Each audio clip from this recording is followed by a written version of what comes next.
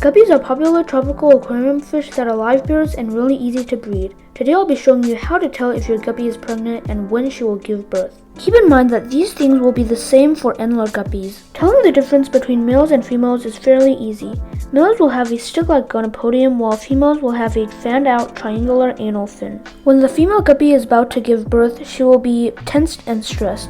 You'll see her hiding around often and staying away from other fish. This is why you need to provide plants and plenty of hiding spaces. The female guppy is also going to have a much darker gravid spot and a more box-shaped belly. Here's an example of what it might look like.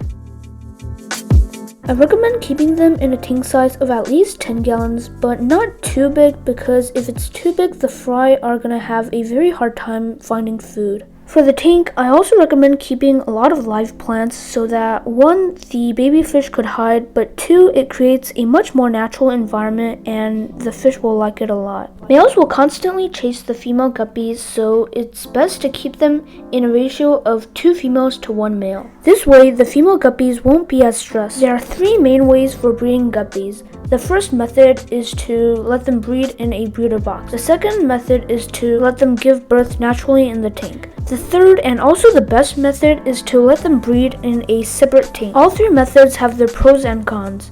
If you want the most number of fry, then I recommend using a breeder box. The method that I use the most is to let them breed naturally in the tank. If you put the female guppy into a breeder box, then she could get very stressed and in some cases could even die.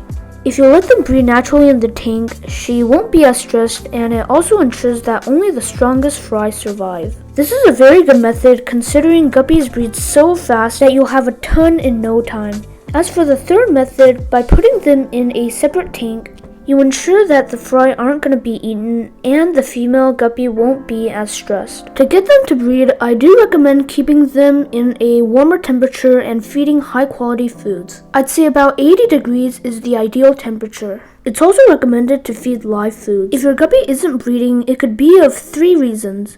The first reason is that you haven't put the temperature at a high enough level. In the wild, the temperatures are very high, which makes them breed very often. This is why you see so many baby fish in lakes and streams. The second reason could be that the female guppy is too stressed. This is why it's important to provide plenty of hiding spaces, or you can put them in a separate tank. The final reason probably is because the female guppy has already given birth, but you just can't find it in the tank. When the newborns are born, they are super small. This has happened to me many times and could be the case for you. I hope this helps a bit and made it easier. If you enjoyed this video, make sure to subscribe to learn more about fish and fish keeping.